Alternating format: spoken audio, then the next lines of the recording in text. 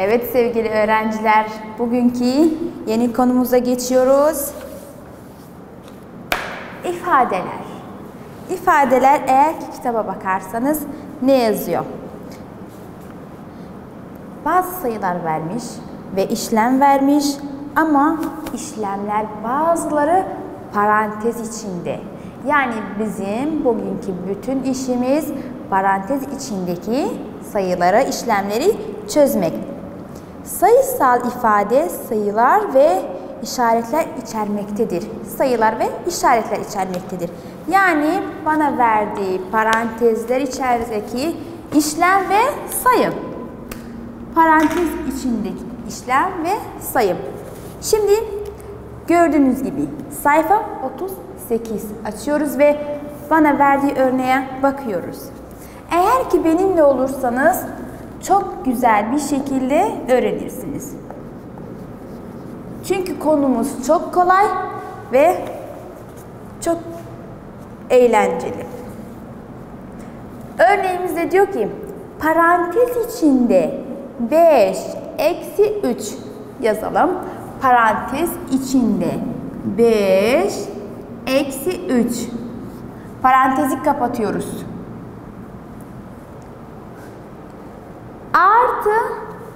Artı 6. İfadenin değerini hesaplayınız.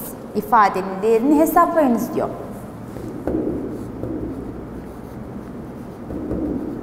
Değerini hesaplayınız.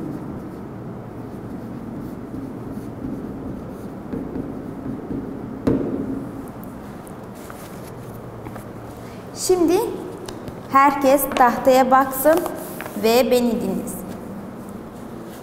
Eğer sana böyle bir soru gelirse ve soruda yazarsa ifadenin, bakın konumuz ifadeler. Derse ki ifadenin değerini hesaplayınız. İlk önce ben soruya bakıyorum ve soruda ne görüyorum?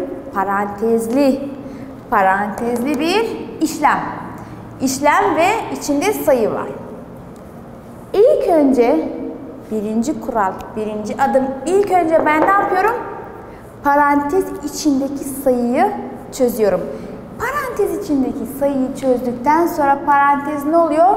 Yok oluyor. Kırmızı kalem kullanalım. Örnek önümde. İlk önce kendisi gibi yazıyorum. 5 eksi 3 artı 6. Birinci adım dediğimiz gibi ilk önce parantez içindeki işlemi yapıyoruz. Parantez içindeki işlem ne? Eksi. 5 eksi 3 eşittir 2. Yani 5 eksi 3 eşittir 2. Parantez yok olur. Burada parantezi yazmıyorum. Bitti. Niye? Çünkü parantez içindeki işlemi ben yaptım. Dediğimiz gibi parantez içindeki işlemi yaparsak parantez yok oluyor. Buradaki işlem aynı kendisi gibi iniyor. Buradaki işlem ne? Artı. Burada artıyı yazıyorum. Ve aynı şekilde buradaki sayı da kendisi gibi iniyor. Buradaki sayımız kaç? 6. Ben bunlara dokunmadım. Sadece ve sadece parantez içindeki sayıyı, işlemi bitirdim ve parantez yok oldu. Şimdi bu bitti. İşim bununla kalmadı. Şimdi buraya geçiyorum. Sadece bunlar. Benim istediğim sadece bunlar. Buna artık bakmıyorum. Ve diyorum ki 2 artı 6 eşittir 8. Sadece bu kadar. Yani sorumuzun çözümü sadece bu kadar. Bazen sana örnekte Bu parantez bu tarafa düşebilir. Sayı ve işlem bu tarafa düşebilir. Hiç fark etmiyor. Aynı şekilde sen aynı yöntemi kullanıyorsun. Kitapta verdiği örnekler şimdi birlikte çözeceğiz. Bazıları parantez bu tarafta, bazıları parantez bu tarafta. O yüzden öğrenmemiz için örnekleri çözüyoruz. Kitaptaki örneklerden birkaç tanesini alıyoruz ve yazıyoruz. Mesela burada parantez bu tarafa düşmüş. Yani sayı işlemden sonra gelmiş. Örnek 1 adını 1 koyalım. Ve tahtaya 2 verelim. 10 eksi parantez içinde, unutmayın parantez içinde 3 artı 4. Bir önceki örnekte parantez bu taraftaydı ve sayıyla işlem bu taraftaydı. Şimdi bunu çözeceğiz. Bir başka örnek daha alalım. Adını ikinci örnek koyalım. İkinci örnek. Örnek 2.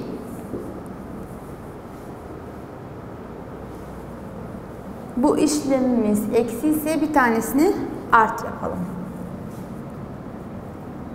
Parantez içinde 8 artı 7 eksi 5. Şimdi beni dinleyin ve tahtaya bakın. Çok kolay bir şekilde soruyu çözeceğiz. Bir önceki örnekte yaptığım gibi aynı adımları tekrarlayacağım. Ama burada biraz farklı. Niye parantezim bu tarafa düşmüş? Burada değil. Fark ediyor mu? Hayır, etmiyor. Gelin bakalım. 10 eksi parantez içinde 3 artı 4. Benim istediğim bu. Bu yüzden buna dokunmuyorum ve kendisi gibi aşağı indiriyorum. Diyorum ki 10 eksi. Burada ne işareti var? Eksi. Burada da aynı şekilde eksi yazıyorum. Ve şimdi buraya geçiyorum. Diyorum ki parantez içindeki 3 artı 4. 3 artı 4 eşittir 7. Parantez kaldı mı? Hayır, kalmadı. Dediğim gibi parantez içindeki işlemi çözdükten sonra parantez kaybolur. Şimdi geliyorum buraya. Bunu kendisi gibi indirdim. Evet. İşaretli aynı şekilde yazdım. Parantezi çözdüm. Sadece son adım kalıyor geriye. Son adım ne? 10 eksi 7 eşittir 3. Çok kolay değil mi? Şimdi bu örneğe geçiyoruz. Bu örnekte aynı orada ne yaptıysak, o örnekte ne yapsak aynısını yapıyoruz. Ama bu sefer parantez öne düşmüş. Hiç fark etmez. İlk önce parantezi çözüyorum. Burada sayı öne düştüğü için sayıyı kendisi gibi indiriyorum. Ama burada sayı öne düşmemiş. O yüzden gerek yok. Sayıyı indirmeye henüz gerek yok. İlk önce parantezi çözüyoruz. Parantez içinde 8 artı 7. 8 artı 7 eşittir 15. 8 artı 7 eşittir 15. Parantezi çözdüm. Peki parantez nerede? Kayboldu. Parantez içindeki işlemi yaparken parantez kaybolur. Eksi işareti kendisi gibi iniyor. Eksi 5. 5'e dokunmuyorum. Kendisi gibi yazılıyor. Peki son adıma geçiyorum ve diyorum ki 15 eksi 5 15 eksi 5 isterseniz böyle çözebilirsiniz. Eğer ki ben böyle zorlanıyorum derseniz yazarsanız 15 eksi 5 Bu şekilde çözüp sonra sonucu buraya alabilirsiniz. Gelin sizin için böyle çözelim. 5 eksi 5 0. 1 eksi burada ne var? 0 var. Sayı olmadığında 0'dır. 1 eksi 0 1 yapar. Yani 15 eksi 5 eşittir 10. İfadeler konusu çok kolay. Sadece bilmeniz gereken tek şey nasıl çözüleceği. Bütün örneklerde sen parantez göreceksin. Bütün örneklerde ifadeler örneği ise sen bu parantezi göreceksin. Bu parantez ya bu tarafa düşecek ya da bu tarafa. İşlem, içindeki işlem hiç sorun değil. Ya artıdır ya eksi. Değişmez. Ya artı ya eksi. Bir önceki örnekte eksiydi ama bu artı. Burada da artı. İlk yaptığın şey, ilk adım sen parantez içindeki işlemi çözeceksin. Eğer parantez içindeki işlemi çözersen parantez kaybolur. Parantez kalmaz. Parantez kalmadığında da sayıyı yazıyorsun ve eğer önündeyse işlem kendisi gibi yazılıyor. Eğer arkasındaysa parantezi çözdükten sonra işlemi yazıyorsun. Kitapta çok örnek vermiş. Sayfa 39 bir sürü örnekler vermiş. Aynı şekilde parantez var ve işlem ve sayı. Sadece rakamlar değişir. İfadelerde sadece rakamlar değişir. Yöntem aynıdır, işlem aynıdır. Ya toplanacak ya eksiltilecektir.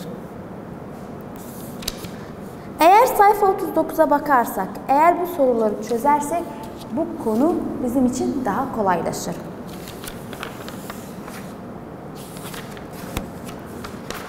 Evet, konumuz bittiği için ve bunu bitirmek zorundayız. Bundan daha fazlası yok, vallahi yok.